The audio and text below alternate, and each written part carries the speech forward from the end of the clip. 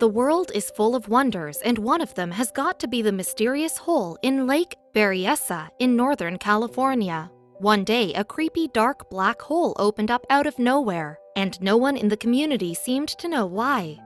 While it won't suck you into the underworld, it does contain a terrifying mystery that will leave you shaken.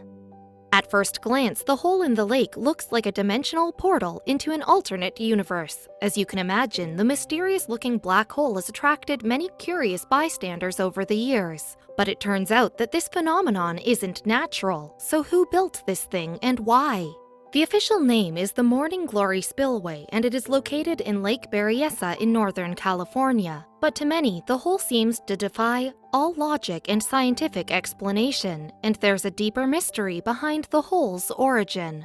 The hole is 22 meters wide and 75 meters long, and some say that the water falling through the spillway looks like toilet water as it's being flushed. It certainly gives boaters and swimmers something to be scared of.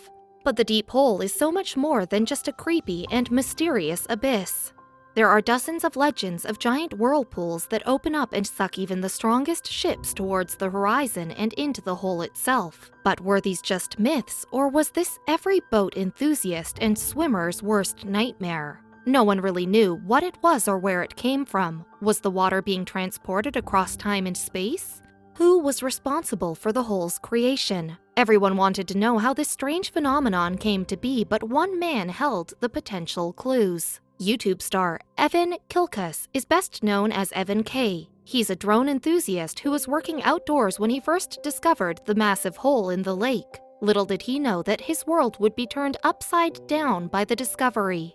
Kilkus took his drone out to the lake's surface, which appeared pretty peaceful at first, but a closer look revealed a giant abyss over the water. And what he was about to learn with the help of his drone would change his perspective on everything he thought he knew. The drone was his favorite tech toy because it allowed him to photograph impressive sceneries from a bird's eye view. But he had no idea that his drone would one day capture something that would leave locals speechless. When Kilkus reviewed the photos taken by the drone, he saw what looked like an enormous hole in Lake Berryessa. But it didn't make sense. How could there be a hole in a lake? Regardless of how it was formed, it seemed to be threatening the water supply. The vortex was unlike anything he had ever seen before. After all, how often do you run into a terrifying hole that could potentially suck you right into it? Unless his camera was lying to him, the hole seemed to be sucking all of the lake's water into the void. Kilkus couldn't just turn his back on the strange phenomenon. He decided to investigate even deeper.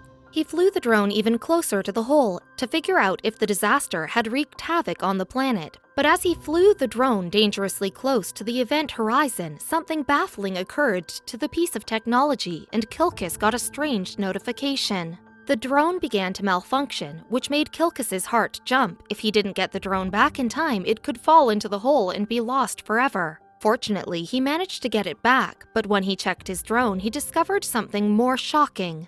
The drone was able to get a closer look at the hole before Kilkus forced it to return. But it didn't provide the answers he needed, and he certainly didn't want to jump into the hole himself, so he decided to risk his drone again, one last time.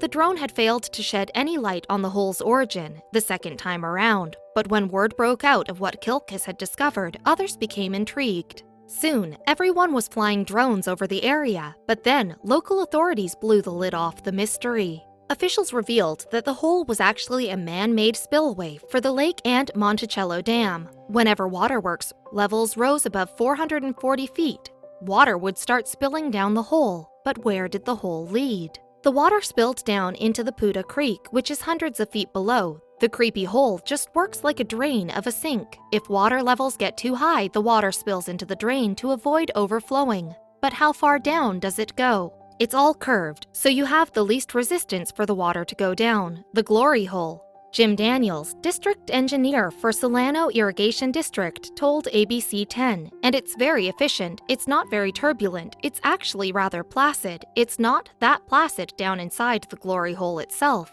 So what happens to the water after it falls down the hole? The water drops 200 feet straight down into a pipe, which is about 28 feet in diameter at the bottom. Then the pipe takes a 90-degree turn and continues hundreds of feet to the other side of the dam, where it spills into the creek and eventually flows into the Yolo bypass. And there's a reason boats have nothing to worry about.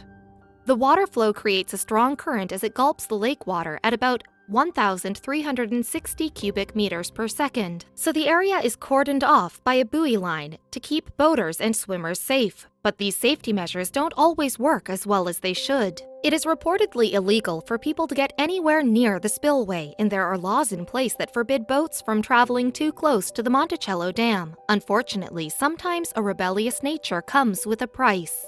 According to the San Francisco Chronicle, a 41-year-old woman named Emily Schwalik was seen swimming towards the spillway around 6:30 p.m. on a Sunday night in 1997, and that's when disaster struck.